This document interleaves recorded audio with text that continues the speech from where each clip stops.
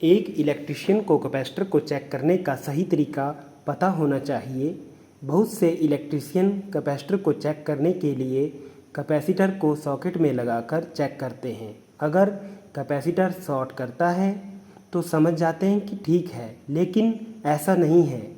यहाँ पर हमारे पास 3 प्रकार के कैपेसिटर हैं जिनमें सभी में समान स्पार्क हो रहा है, जिससे पता नहीं चल पा रहा है कि कौन सा सही है और कौन सा खराब है।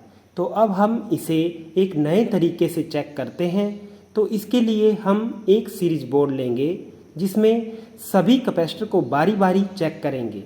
पहले कैपेसिटर में धीमा बल्ब जल रहा है और दूसरे में भी उसी प्रकार बल्ब जल रहा है और तीसरे कैपेसिटर में बल्ब अधिक जल रहा है, यानी कैपेसिटर सही है। इसे हम प्रयोग में ला सकते हैं।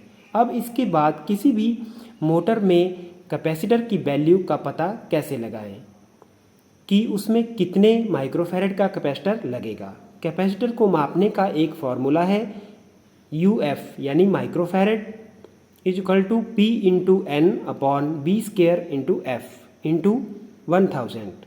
इसमें P हमारी पावर है और N एफिशिएंसी और B का मतलब है वोल्टेज और F यानी फ्रीक्वेंसी जो हमारे इंडिया में 50 Hz है। आम तौर पर हमारे पास सीलिंग फैन 60 से लेकर 90 वाट तक होते हैं।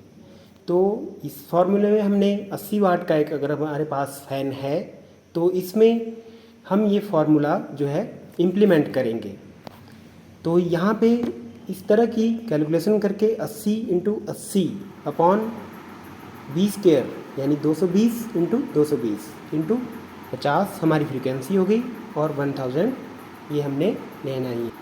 तो यहाँ पर ये सारी कैलकुलेशन करने के बाद हमारे पास 64 लाख अपॉन 24,20,000 हमारे पास ही कैलकुलेशन आ गई।